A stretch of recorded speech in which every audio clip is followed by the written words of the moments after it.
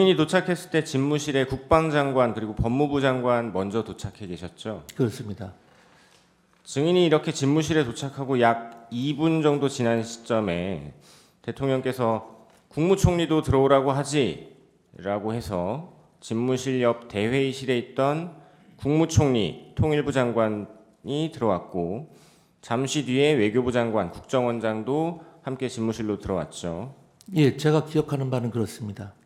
당시에 집무실에 들어온 국무위원들은 대통령이 비상계엄을 선포하려고 한다라는 사실을 모두 알게 되었었죠. 네, 그렇습니다. 네.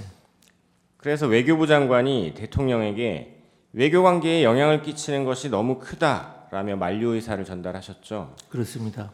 이에 대해서 대통령은 안다, 길지 않을 것이다, 다 생각했다, 순간적으로 하는 것이 아니다, 깊이 생각했다, 무엇보다 탄핵 때문에 도저히 안 되겠다, 감사원장, 중앙지검장 탄핵을 하는 마당에 도저히 안 될 것 같다, 이런 이야기 하셨죠.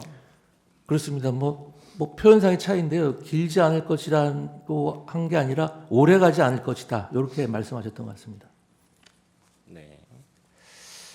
그 이후에 국방부 장관을 제외한 그 자리에 있던 국무위원들이 바로 옆 대회의실로 나가서 비상계엄을 주제로 의견을 나누셨죠. 예. 그리고 누군가 증인에게 행안부 장관이 가서 말씀 좀 드려보라라고 해서 증인이 다시 집무실로 들어갔고 대통령에게 만류 의사 전달하셨죠. 그렇습니다. 그리고 국무총리도 두세 번 집무실로 들어가서 대통령과 이야기를 나누고 나오셨죠. 예, 그렇습니다. 그 과정에서 누군가 국무회의를 해야 한다 네. 이런 이야기를 했고 그래서 국무총리가 대통령께 국무회의 의사를 확인하기 위해서 또 들어가셨었죠. 예, 맞습니다. 그리고 예정되었던 22시가 다가올 즈음 대통령이 국무위원들 다 오셨냐라고 물어보기도 했죠. 예, 그렇습니다. 다 도착하지 못했다는 말을 듣고 대통령이 다시 또 기다렸고 과반인 11명의 국무위원이 도착했다는 이야기를 듣고 대회의실로 나와서 앉으셨죠. 네, 맞습니다. 11명이 모였을 때 그 모인 국무위원들은 자신들이 모인 이유가 비상계엄 선포 때문이라는 것을 다들 알고 있었습니까? 네, 당연하죠. 네. 김용현 국방부 장관은 당시 비상계엄 선포문을 복사해서 나누어 주었다고 진술했는데 증인은 이 선포문을 본 기억이 있으십니까? 그 당시 워낙 경황이 없어가지고요. 제가 정확한 기억은 없습니다만 다른 분들이 그렇게 진술을 하시는 것 같습니다. 그렇다면 그분들 진술이 맞을 겁니다. 네. 대통령께서는 11명의 국무위원들이 다 모여서 이제 국무회의가 구성된 이후에 어떤 말씀을 하셨습니까? 그 당시 상황이 이제 대통령께서 아까 말씀하신 것처럼 10시 이제 발표 시간이 다가오니까 이 대접견실 쪽으로 잠깐 건너오셔서 국무위원들 다 모였느냐 그렇게 말씀을 하셨는데 그때 아마 의사 정족수가 안 된 것으로 알고 있습니다. 그래서 다시 대통령 집무실로 들어가셨고 아마 11명이라는 의사 정족수가 채워진 다음에 대통령께서 정장을 갖추고 다시 들어오셔가지고 그 대접견실 중앙에 앉으시고 저희 국무위원들은 다시 자리를 정돈해서 그 주위로 이렇게 쭉 나란히 앉고 그 당시 몇 분 계셨던 수석 비서관들은 다 자리에서 빠졌습니다.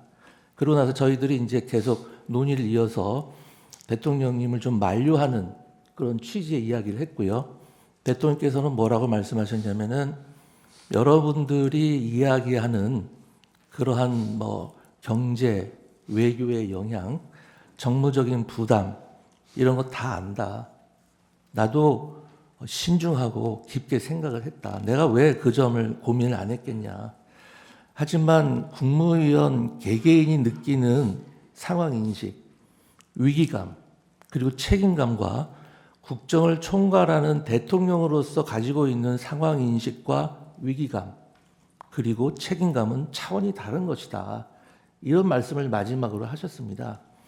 그때 제가 받은 느낌이 뭐였냐면은 제가 1차 탄핵소추 때 그렇게 심각한 영향이 있었는데 과연 그러면은 타 부처 장관들은 그런 사정을 알았을까 그런 생각을 했습니다. 그리고 지금과 같이 그 동시다발적으로 여러 명의 그 부처 방통위는 아예 기능을 정지해 버린 상태였고 수많은 사람이 탄핵을 당하고 예산은 각 부처 예산은 조금 깎인 것도 있고 많이 깎인 것도 있겠지만 국정 전반적으로 봤을 때는 엄청난 예산이 유사일에 처음으로 깎인 상황이고 정부에서 추진하는 법령은 다 국회 통과를 못하고 정말 엉뚱한 법령들을 통과돼서 대통령으로 하여금 거부권을 행사하지 않으면 안 되게 만드는 그런 상황이 되면 정말 대통령님의 고심이 크셨을 수밖에 없겠구나라는 생각을 그때 그 말씀을 듣고 다시 한번 하게 됐고요. 다른 국무위원들도 아마 비슷한 생각을 했을 겁니다. 대통령님의 고심을 그 당시 충분히 이해할 수 있었고 참 우리가 저렇게까지 같이 고민을 못한 것에 대해서 상당히 죄송스러운 마음도 있었습니다.